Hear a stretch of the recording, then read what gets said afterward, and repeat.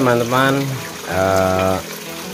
kali ini kita akan melihat perkembangan apiari setelah beberapa vegetasi ditambahkan kurang lebih 4 bulan ke belakang. Yang pertama kita lihat perkembangan dari pohon bambu yang baru ditanam sekitar 2 bulan, 2 bulan ya, kurang lebih 3 bulanan lah. Ini adalah pohon bambu yang sering batangnya digunakan buat ini apa, bendera atau tongkat, karena jenis pohon bambu ini batangnya itu sangat kuat sekali, bahkan bisa puluhan tahun. Yang pernah saya punya itu dijemur dan dipanaskan bisa bertahan lebih dari 5 tahun. Itu padahal posisinya terpapar oleh matahari dan hujan. Belum lagi buat gagang palu yang 5 kilo juga bertahan sampai sekarang, itu kurang, padahal udah 5 tahun lebih tidak terkena rayap ataupun jenis serangga lainnya yang memakan urat dari bambu-bambu. Dan uniknya lagi, pohon bambu ini tidak begitu besar, bahkan bisa begitu rindang. Kalau dipotong itu tumbuh jenis daun-daun dari pinggirnya. Kalau pohon bambu pada umumnya kan kalau dipotong itu ya segitu-gitu aja, kalau nggak mati. Tapi kalau pohon bambu ini dipotong ya justru semakin lebat daun-daunnya dari arah pinggir. Contoh yang saya miliki itu kan potong di ujung, justru malah sekarang lebih bagus tumbuhnya ke pinggir. Nah, jadi ini pohon bambu ini adalah spot buat burung kecil. Yang saya punya adalah burung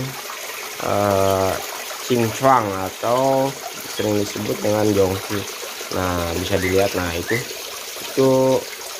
burungnya selalu diam di itu. Nah itu sering diamnya di bawah pohon bambu itu, karena begitu rindang. Dan memang sering saya lepas liarkan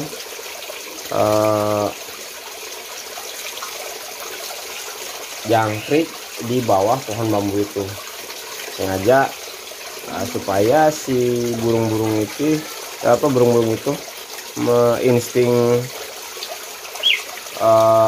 hewannya itu masih terjaga. Karena pada dasarnya burung di habitat alaminya kan suka berburu.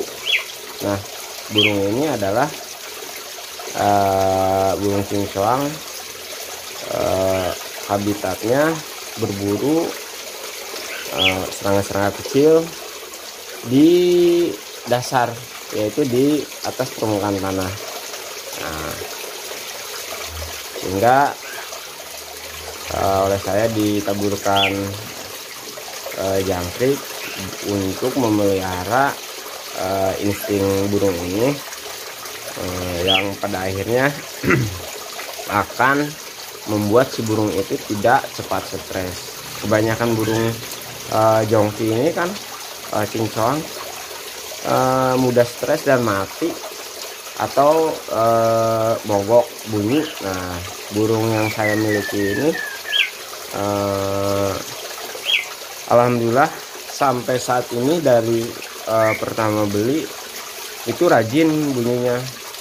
Cuman setelah saya amati itu sering bunyinya pada pagi dan sore hari, karena mungkin di habitat alamnya juga seperti itu. Bunyinya memang kalau pagi dan sore, apalagi kalau subuh ya, setelah adzan subuh itu sering banget. Lumayan durasinya panjang dan frekuensinya lumayan sering. Nah, burung ini sengaja saya beli untuk mengisi kekosongan di bawah burung-burung yang besar. Beberapa memang sudah saya beli dulu. Pernah saya beli pelanduk semak, tetapi karena ada yang bolong di jaring-jaringnya itu kabur. Ini juga udah beberapa kali lepas dari ini, tapi lepasnya ke dalam rumah, otomatis masih bisa ditangkap. Pernah juga keluar dari rumah tapi balik lagi mungkin karena dia udah tahu bahwa di dalam apiari ini berlimpah makanan.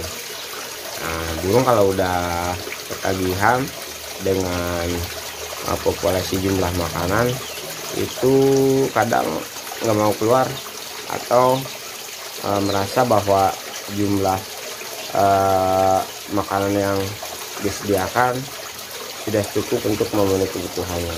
Hampir seperti manusia lah, kalau jumlah pasokan makanannya kan nggak mau keluar, sama seperti burung. Jadi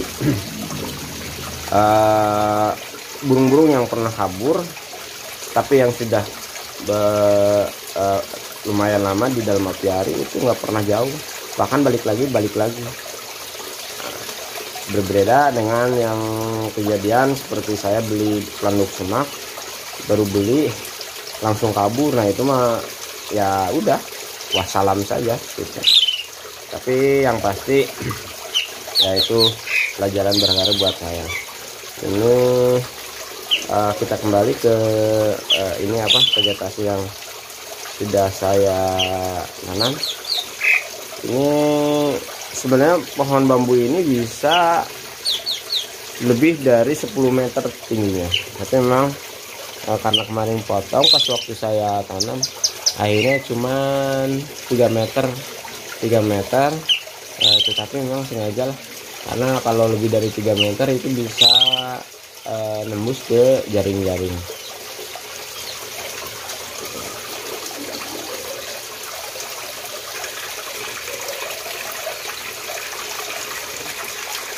Ini air terjun yang bikin air di dalam apiari jernih ya. Ini pusat filtrasinya itu yang ada jelak botnya, itu pusat filtrasinya. Nah, itu saya rasa sistem filtrasi yang murah meriah, simple, dan sangat efisien. Kenapa bisa gitu? Ya sudah saya coba dari awal sampai sekarang, mungkin udah 3 tahun lebih. Efektivitasnya benar-benar hampir mendekati 90%. Lebih dari 90%, karena untuk pembersihan filter itu dari sabut pohon aren dan ini dakron, itu dalam 1 bulan itu kalau saya lagi mau gitu ya, cuma sebulan sekali lah. Pernah saya sampai mungkin hampir 1 tahun nggak pernah ganti-ganti, tapi alhamdulillah nggak dibersihkan, tapi alhamdulillah si airnya tetap jernih gitu. Tapi itu buat pengalaman saya ya, saya tidak merekomendasikan karena saya sedang malas. Tapi uh, beberapa waktu ke belakang saya mendisiplinkan diri 1 bulan sekali. Itu pun kalau lagi ada waktu. Nah, ini sistem alirannya dibantu dengan pohon ini kriminal ini kan akarnya lumayan juga, jadi banyak. Nah ini akarnya, akar-akarnya. Nah, itu seperti saringan alami juga, jadi bisa bikin air bikin jernih juga. Selain itu juga bisa menurunkan zat nitrit ya di air, yang bisa membuat air lebih segar untuk dikonsumsi oleh burung ataupun ikan. Nah itu semacam gulma, saya kurang begitu paham itu namanya ya. Tapi itu efisien sekali untuk menahan kotoran yang lepas dari ini. Kalau tanaman ini kan, nah ini itu di bawah kaki saya ini cincong, nggak takut lagi karena mungkin merasa bahwa sudah betah. Kembali lagi teman, ini ke alun airnya. Pohon tanaman itu menahan kotoran sangat efisien. Nah itu kan tumbuh kembangnya cepat sekali. Yang dari yang warna hijau itu yang baru tumbuh. Nah kalau yang udah lama itu sebenarnya hijau juga, cuman karena menahan kotoran menjadi berubah ke hitam-hitaman. Nah itu fungsinya untuk menahan kotoran yang tidak tersaring ataupun dari kotoran burung yang ini. Nah itu yang ini melati air, fungsinya untuk memberikan ruang bersembunyi buat ikan-ikan yang kecil, karena ikan-ikan kecil ini, ikan gabi ini kan sering diburu oleh burung-burung jalak dan burung lainnya seperti foksai. Kadang-kadang mereka turun untuk mengambil burung gabi yang ada di posisi air dangkal. Nah ini lumayan ya, jernih, bisa dilihat sendiri mungkin. Jernih kan. Itu saya menggunakan filtrasi yang sangat murah tanpa harus menggunakan sistem filtrasi yang mahal. Nah itu juga kan melati air, saya sengaja ditaruh di aliran air yang atas, atau istilah saya itu aliran sungai yang sebelah atas. Nah untuk yang itu air terjun, yang kedua, yang pertama yang tadi yang ada filtrasinya. Nah untuk yang itu tadinya kan ditanami melati air juga, tetapi melati airnya sekarang dipindahkan ke aliran sungai yang atas, diganti oleh tanaman apa ya, saya kurang begitu tahu untuk jenis-jenis vegetasinya. Intinya kebetulan ini bunga ini ada yang ngasih, saya taruh di dalam apiari karena jenis daunnya itu sangat tebal, jadi ketika burung-burung hinggap di ini kadang masih kuat untuk menahan dari si burung itu, tidak mudah sobek dan tidak mudah patah. Tapi untuk melati air ini kadang mudah sobek dan mudah patah, jadi kurang begitu cantik kalau dilihatnya. Dipindahkan ke sini sengaja untuk menghindari dari daun atau batang pohon melati air ini patah atau jadi sobek-sobek daunnya. Nah kalau yang itu kan lumayan kuat ya, tidak mudah sobek lah gitu. Kalaupun ada sobek itu bawaannya pas waktu kemarin dibongkar.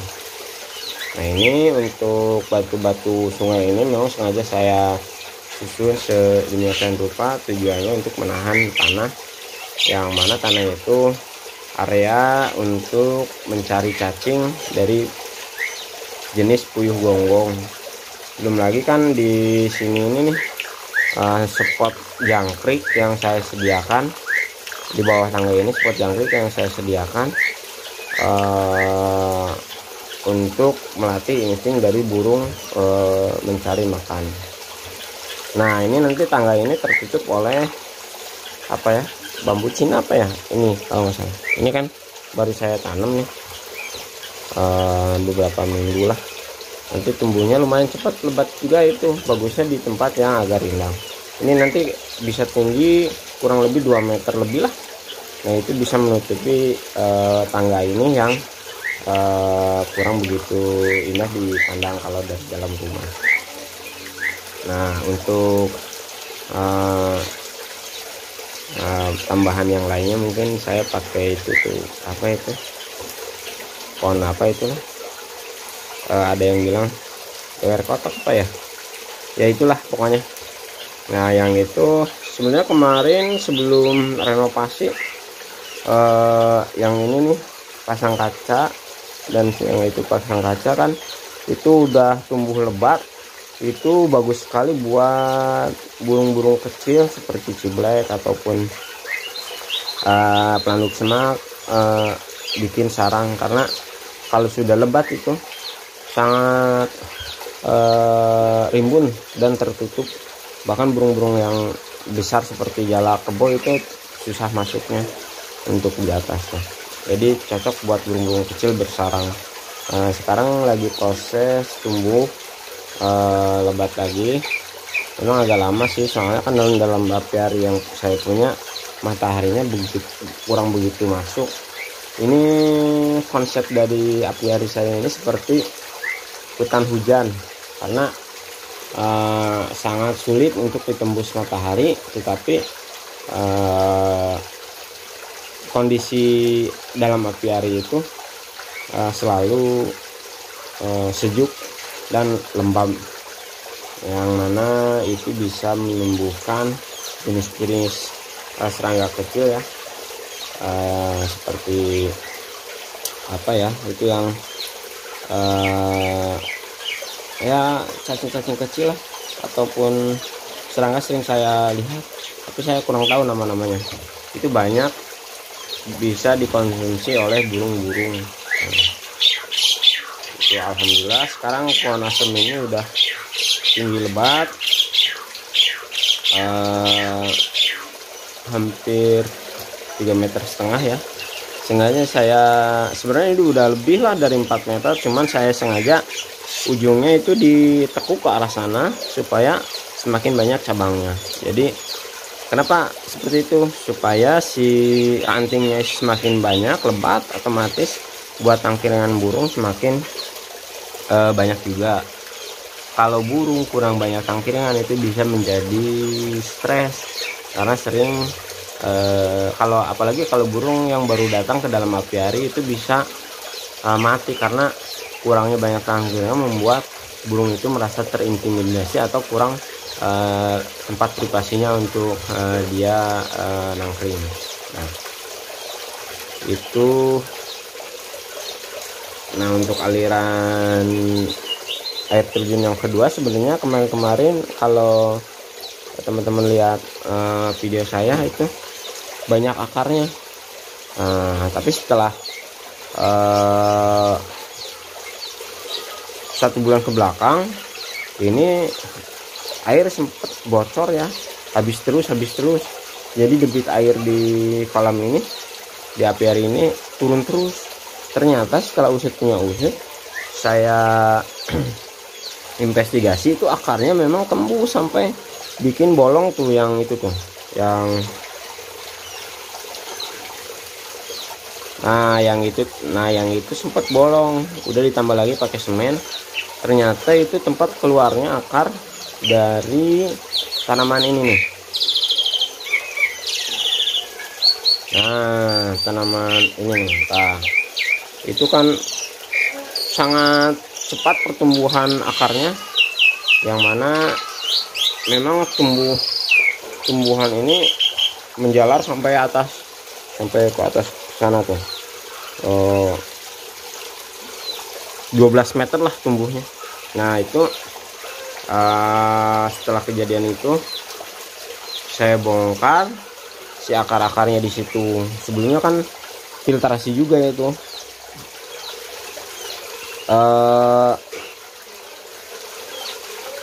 Tapi sayangnya bikin bocor dari aliran sungai ini. Otomatis sudahlah saya pangkas. Alhamdulillah setelah dipangkas airnya jadi bertahan, jadi tidak cepat habis. Bisa jadi setelah dipangkas itu saya jarang menambahkan air di kolam ini, ya sirkulasi aja terus menerus gitu. Air tidak berkurang, kalaupun berkurang sedikit lah. Itu kan mungkin dari proses percikan air di air terjun. Tapi saya menambahkan air mungkin seminggu sekali juga jarang lah, apalagi sekarang musim hujan. Jadi musim peralihan dari hujan ke kemarau, masih ada hujan-hujan gitu. Jadi hampir dikatakan tidaklah untuk menambah air di dalam apiari ini atau di kolam apiari ini. Nah itu vegetasi yang sedang tumbuh ya.